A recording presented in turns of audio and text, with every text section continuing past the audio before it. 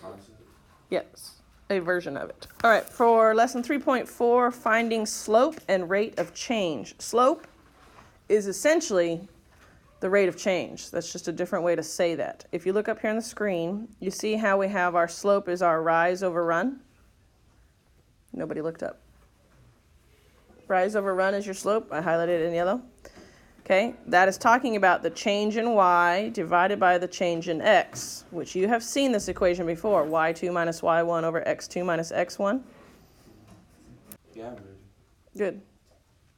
I hope that's working. All right, so you've all seen what slope intercept form?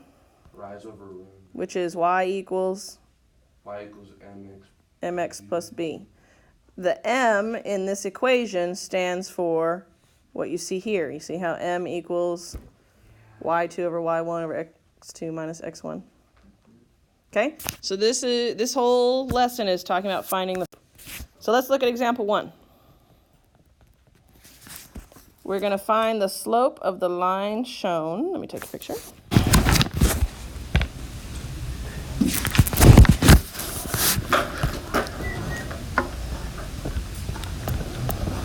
So when they give you the graph, the important things to look at are the 2 points and the slope. What is our slope?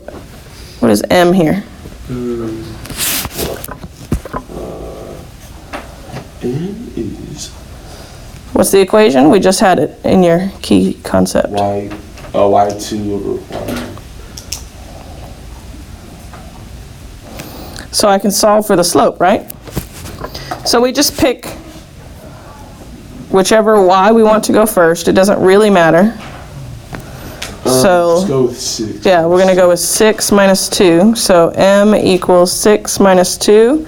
And then whatever one you started with, that's the one you start with the x. So 2 minus a negative 4. What's 6 minus 2? 4. And what's 2 minus a negative 4? This negative times a negative becomes a? Positive. Positive. So yes, you are correct. It is 6. Can I reduce 4 over 6? Yeah. Which is 2/3. So my slope is 2/3. So I could, in my slope-intercept form, say y equals 2/3 x plus b, right? Now, all we are being asked here is to find the slope. So you can actually, for your answer, just say m equals 2/3. I was just seeing if I needed to do more. Let me check. Okay, if they don't give you this graph and they just give you 2 points, can you still solve for? The answer is yes. I'm going to do one. You can choose whether to put that. If I have 5, 2 and 4, negative 1, find the slope. So I have m equals, this is my y's. So I'm going to say 2 minus a negative 1 over 5 minus 4. What's 2 minus a negative 1? 3. Positive 3. What's 5 minus 4? 1. So my slope is what? 3x. What did you say, 3?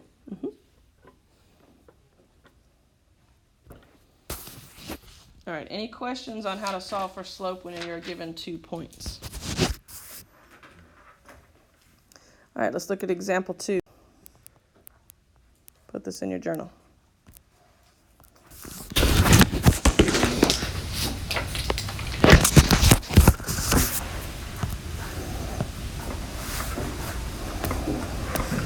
Okay, first of all, looking at this slope, can you tell me whether it's a positive or a negative slope? Negative. Why is it negative? Because it's going down when you try to read it from left to right. So we have 2 points on this graph. So can I solve for the slope? Yeah. Yep. So which y do we want to use first, 5 or negative 1? 5 minus negative. So 5 minus a negative 1 over 3 minus 6. What's 5 minus a negative 1? 6. What's 3 minus 6? Negative 3. Negative 3. So I make it negative 2. So the answer would be negative 2, because 6 divided by negative 3 is negative 2. So my slope is negative 2. Guys, there's a way you can quickly check this. You just look at your rise over run. I went down how many?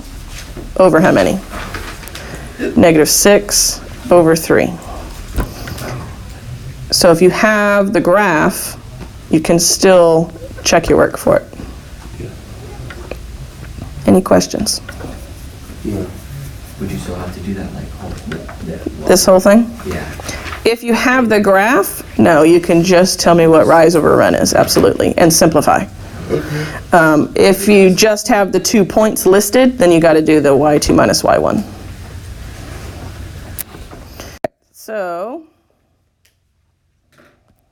example 3.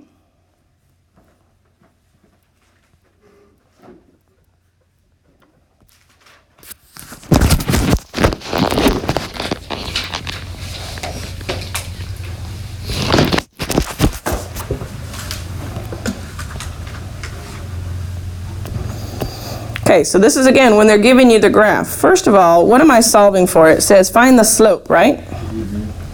What is the slope? What kind of line is this right here? A straight line?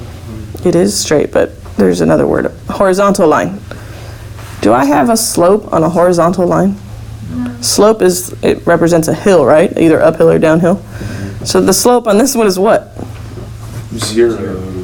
Do I have to do any math? No. Don't waste your time. Now, if they are just giving you the 2 points, you see here -2, 4, and then 4, 4, you have to do the math, but you can see on your y, you're going to get 4 minus 4 on top and -2 minus 4 on the bottom, so you're going to end up with 0 over a negative number, right? That doesn't make any sense. Okay, and you can't have 0 on the top. It's a +6. Oh, it's a -6. It doesn't really matter. But you can't have 0 on the top, so then your slope is just called 0. All right, now let's look at the other possibility.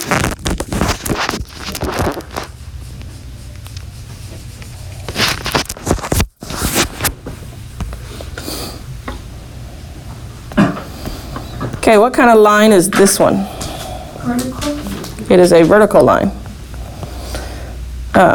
Again, when you have a vertical line, you can't say that it has a slope.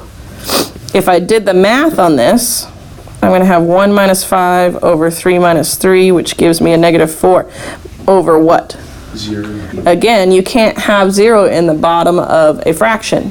However, when the 0's in the bottom, you can't just simplify to 0. It's actually called undefined. That's what So you're going to say the slope is undefined. Does that make sense? Would you still have to solve it? Mathematically, no. You can just say slope is undefined. But sometimes they're not going to give you the pretty graph. They just give you the numbers. I wanted you to recognize when you see that it has a 0 in the bottom of the fraction, slope is undefined. When the 0's in the top of the fraction, slope is 0. Cool? Yeah. Any questions? All right. Rate of change is simply just the real world version of slope. It's how much something is changing. So let's look at example 5.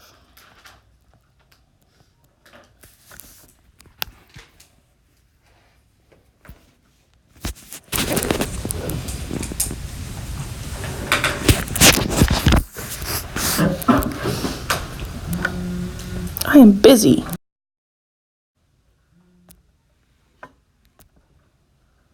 All right. So, an internet cafe. The table shows the cost of using a computer at an internet cafe for a given amount of time. Find the rate of change in cost with respect to time. So whenever you see that it's asking for rate of change in a word problem, slope. Think slope. I'm finding the slope. All you got to do is pick 2 points here. So if I pick this point and this point, remember this is considered x, this is considered y.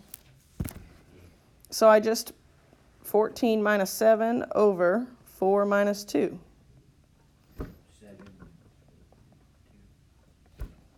Which is, since it's a real life problem, you can solve it to a decimal. Especially since this is talking about cost, right? Cost means money. So the rate of change is $3.50 per hour. Solved. Questions?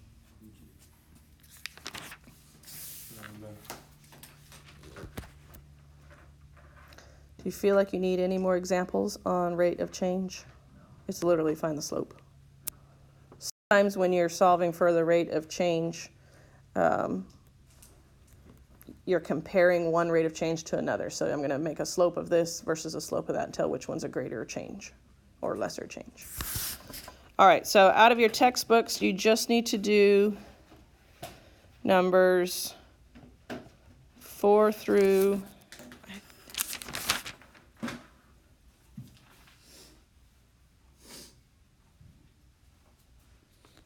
16. I don't know if I want you to do all of that. Hold on. Yeah, 4 through 16. Remember, on 4 through 6, you need to tell me what kind of slope it is. Positive, negative, no slope, undefined slope. And then tell me what the slope is. If it's 2 or 1/2 or whatever. And then for numbers 8 through 16, you're just telling me what the slope actually is. So you can say m equals, 6 or whatever the solution is. Okay, and then you're doing IXL, S, and I can't remember. Did you see it when you... I think it's S3. I did post it.